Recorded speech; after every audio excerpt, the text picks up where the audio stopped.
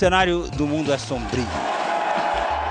Culpa da economia que durante 3 décadas cresceu galopante e agora o país mais rico luta contra a deflação e a União Europeia se arrasta para sair da crise. A geopolítica não é mais animadora. Estados Unidos e China rumam para confrontações comerciais de consequências imprevisíveis. Na década de 90, a economia de mercado parecia imbatível, com privatizações, menos regulamentação e rédeas soltas para bancos e investidores. Agora estamos na década do capitalismo de Estado, das nacionalizações e mercados freados. Quem vai ganhar a guerra entre os Estados e as corporações? O professor Ian Bremmer vive da análise destes e outros problemas mundiais. Uma combinação de enciclopedista com futurólogo. Você dá o nome do país ou do problema e ele dispara com dados e currículos precisos. Ele é mais conhecido como analista do que professor. Criou o grupo Eurasia, hoje um líder em pesquisa sobre riscos. 2 de seus livros são best-sellers em vários países do mundo. The End of Free Market, o mais recente, aborda o conflito entre capitalismo de Estado e de mercado. The J-Curve examina como nações enriquecem e empobrecem. Thanks again for coming here. You seem to know so much in so many details about so many countries that I wonder if you are ever surprised when you get the news. Oh, sure. Sure. You do? Yeah, absolutely. I tell you, I was surprised this year when the North Koreans sank that South Korean ship, the Chonan, over 150 South Koreans dead. I mean, you know, this is a very fast-moving world, and we're hit all the time with pieces that we don't expect. That was one that absolutely took me by surprise, sure. You mentioned one, and that's it. Huh? Yeah, this year? That was the big one. No, because it was such a large risk. Yeah. And I mean, North Korea, I wouldn't say that it was stabilizing, but certainly they hadn't been provoking to the same degree over the previous year. So. But is that front as dangerous as the press says it is, or it's exaggerated? Look, I mean, you have a very brittle regime, and he's putting his 3rd son in place. You've seen the photos of Kim Jong-un. This does not look like a guy who's ready to take over the country. Totalitarian states can stay stable for a long time, but when they fall apart very quickly. The economic constraints are very great. It's pretty clear the Chinese do not have the level of influence that they would like to have over the North Koreans. So I think there is a real risk there. But the point is that that's the kind of risk that can spike very suddenly. Other issues that are really trends, the deterioration, the breakdown of U.S.-China relations, from my perspective, watching global politics, that's been coming for a long time. That was pretty obvious. Now, in very broad terms, give us an idea. Where are we now? Where are we going the next few years, let's say 5 years, in the sense that are the rich getting richer, the emerging still emerging, poor getting poorer? The emerging markets generally are still emerging. Certainly the most successful governments in growth in the world today following the financial crisis are not the developed world. It's not the United States, it's not Japan, it's not Europe, it's China, it's India, it's Russia, it's Brazil, it's Indonesia, it's Turkey, it's countries that still have relatively low per capita income and have all of the attention right now of the international community. The capital inflows are coming. But do I think that that's creating a world with higher levels of global growth? I do not. There's more conflict within the G20 than there ever was with the G7 or the G7 plus 1. And that is going to slow global growth as a whole. And it's going to cause a lot more conflict on trade, on currency, on climate, a lack of cooperation. I mean, the most important things happening over the next 5 years is that, first of all, challenges to globalization, as you see conflict between states as economic actors and corporations and the private sector as economic actors. And secondly, an absence of global authority, an absence of global cohesion and consensus that leads to much greater challenges emerging in places where public goods need to be provided. Before we get into some specific countries, Sure. please explain the J curve, one of your best-known books, on how to turn an authoritarian regime into democracy, and more than that. So what is the J curve? Well, the idea behind the J curve is that there's a relationship between a country's openness, the free flow of ideas, people, goods across borders, and a country's stability, the propensity to actually implement stated policy in the incidence of shock. And the point is that countries like the United States, Japan, Finland, consolidated democracies, are stable because they're open, and they're very stable indeed. But other countries, like North Korea and like Cuba, are stable because they're closed. They're stable because they're closed. And those are countries that don't want to open. North Korea doesn't want Al Jazeera. They don't want CNN. They don't want Globo. They want to control everything going in and outside of their borders, because if it starts to open up, they fall apart. And the point of the J curve is that that relationship between a country's stability and a country's openness actually looks like a J. And for a country to move from authoritarianism to consolidated democracy, it becomes a lot less stable before it becomes more stable. United Kingdom. Yeah. Will cuts bring prosperity? That's a very good question, and we don't know the answer. There's no question that the cuts that we're seeing in Great Britain, 19% across the board, are serious, and when you add in inflation over the next few years, they're even more serious. Now, this government's going to be in place for probably 5 years. They have the ability to do it, and the Brits have a stiff upper lip about austerity. They'll take the pain. But will that lead to growth? That depends a lot on the global economic environment. I'm more concerned because I don't see growth generally being higher across the world, and so therefore, will the Brits be able to generate the jobs? They can get their deficit in order, sure, but will they be able to actually start generating more growth and more jobs? Because they're going to take a big hit. The average Brit's going to take a big hit. Is this the right time to be quite this steep? And also, what are they doing to help stimulate the private sector on the other side? This is not a British government. It's right-wing, but it's a British government that believes in cuts without the supply side economics piece, right? They're not trying to make life easier for the corporate community and the banking community. That may prove to be a mistake in a tight economic environment. And how does that apply to the European Union? And what would be the role of Germany and France there? Well, Germany, what's interesting about the European Union, of course, is while there is a political and economic union in place, the trajectories of countries within the union are changing very dramatically. It used to be that the general credit ratings of Greece and Germany were the same. There's a big arbitrage there because, of course, the countries were very different in terms of their sustainability. That's, of course, getting broken apart, and it should. The Germans now have a fairly strong growth trajectory along with other countries that are tied to them economically, like Poland, the Spaniards, the Portuguese, the Greeks, nowhere near that. So where do I think Europe is heading? It's not heading in one place economically. It's going to be increasingly differentiated. The BRICS. Let's start with China. You wrote that China's communist leadership knows that the state cannot administrate a sustainable growth simply by decree, but that maybe they can do it for a very long time or not.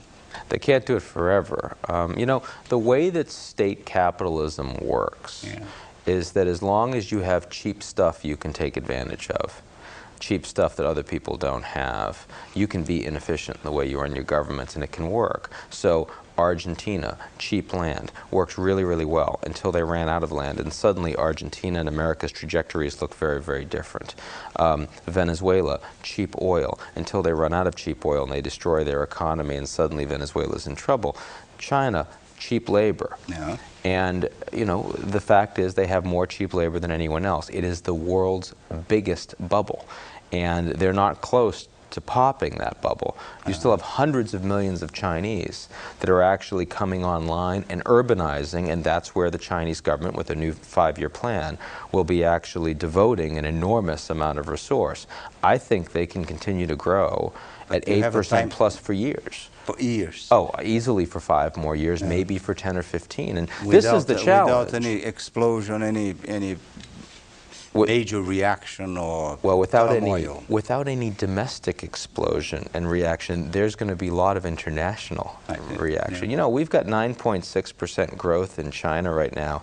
We've got 9.6% unemployment in the United States.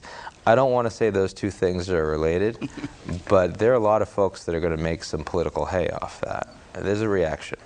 You wrote in one of your recent commentaries that Indonesia, and on that one you actually made some analogies with Brazil. Indonesia is a much better brick than Russia. Yeah. Will be by 10-14. What's wrong with Russia? Well, a couple things are wrong with Russia. First of all, they have the worst population trajectory of any major country in the world, leaving aside war or famine. I mean, their population is shrinking. The corruption is immense and it's hard to deal with. And there's no rule of law, and the government is effectively run by Putin and Medvedev and Putin. People keep asking me, so is Putin going to come back? Yeah. I'm like, does it matter? I don't know why you're asking that question, but there's a lot of opacity there. Russia's basically an oil and gas play. It's like Saudi Arabia. They just have a lot more land. That's how they are going to be for a while? That's how they're going to be for a while. They're not going to see massive additional investment. There's the climate change issue, and of course they'll take advantage of the polar cap melting, and they'll have warm water ports they'll be able to use. That's interesting. But still, in terms of a sustainable, growing market, with population that's growing, with consumption that's growing, with investment opportunities that are growing, Brazil is a much more interesting market long term. Indonesia is a much more interesting market long term. And I think that there are many things that are similar about those countries. There are commodities, there's greater political stability, there's greater consensus, there are leaders that are speaking increasingly to a global G20 platform. They're countries that we should be excited about. Brazil's finally made it. Brazil, but in the beginning of the year, you put Brazil among the riskier countries for 2010. After that, I think you revealed that. No. What I said with Brazil was that we have elections. Yeah. We had elections, and that I said that Dilma Rousseff was likely to win, and she has. And not a surprise because Lula could get anyone through, but the point was she's not as charismatic as Lula, and she's going to support a stronger state than Lula, and not as many people will write about Brazil as they used to, so there is a risk attached to that. It's still a very good long-term trajectory, but this is it's going to concern some people in the markets that under the last 8 years of Lula, we're a little happier. On your other bestseller, The End of the Free Market, about the war between the state capitalism and market capitalism. Yeah. Who is winning that war in Brazil?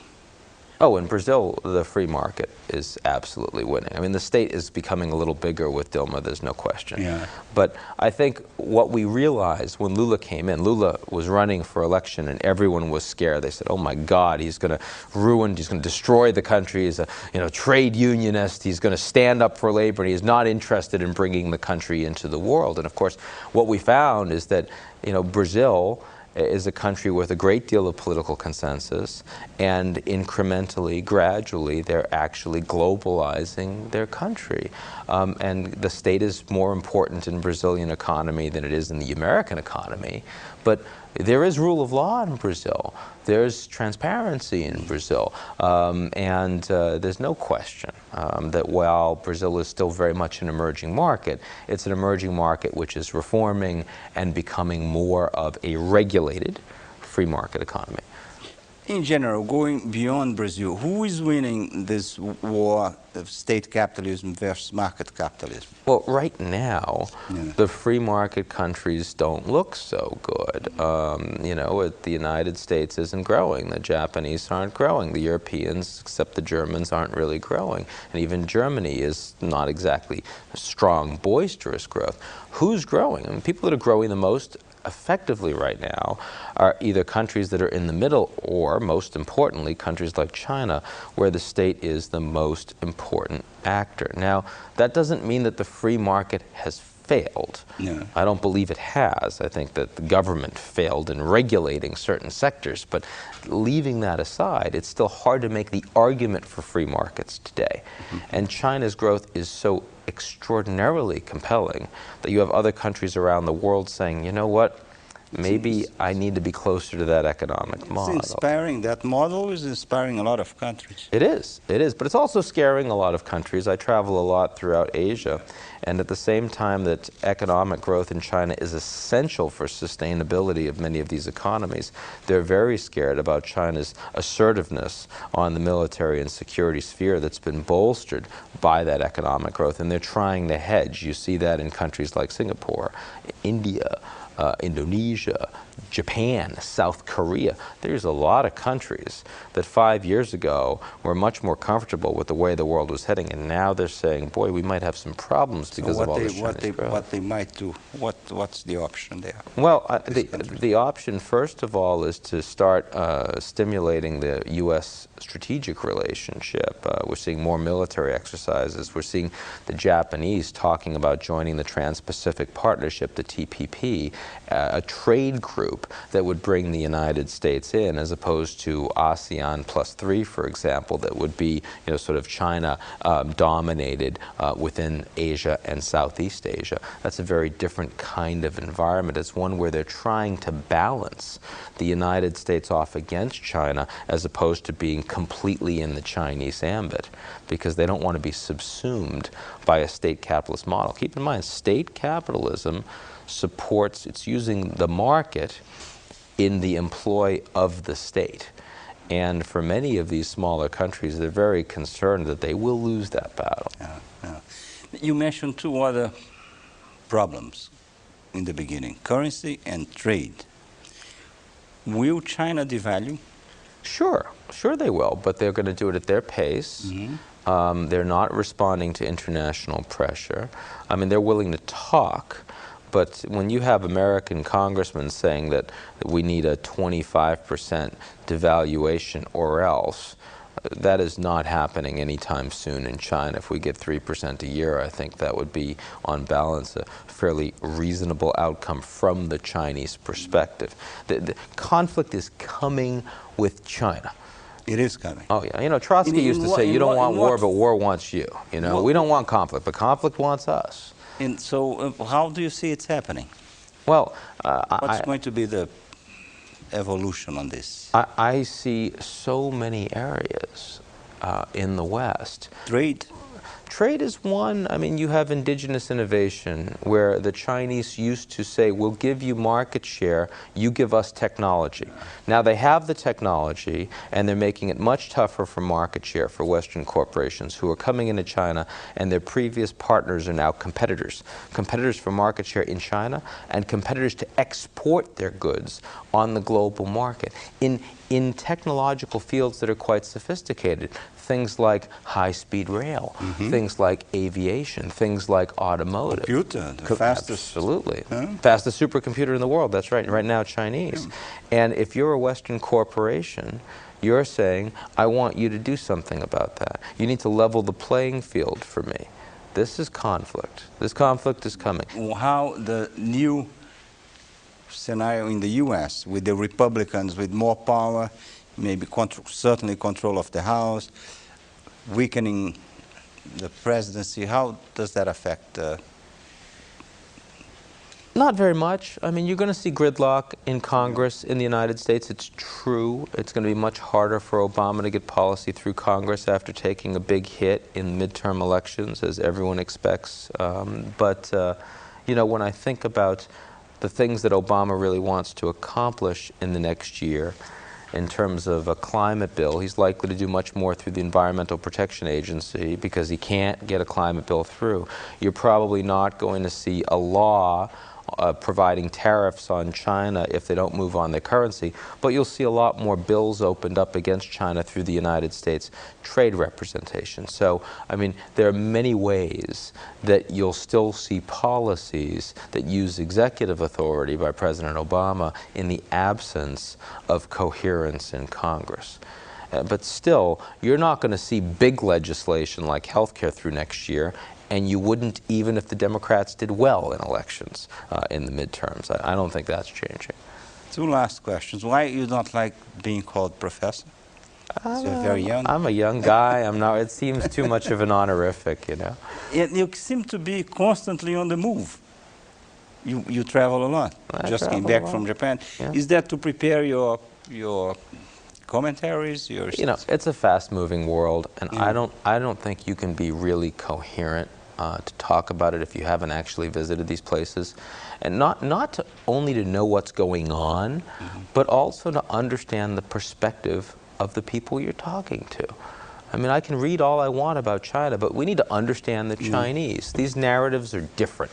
In a G7 world, you don't need to know as many narratives. In a G20 world, you better understand, especially if you're an American.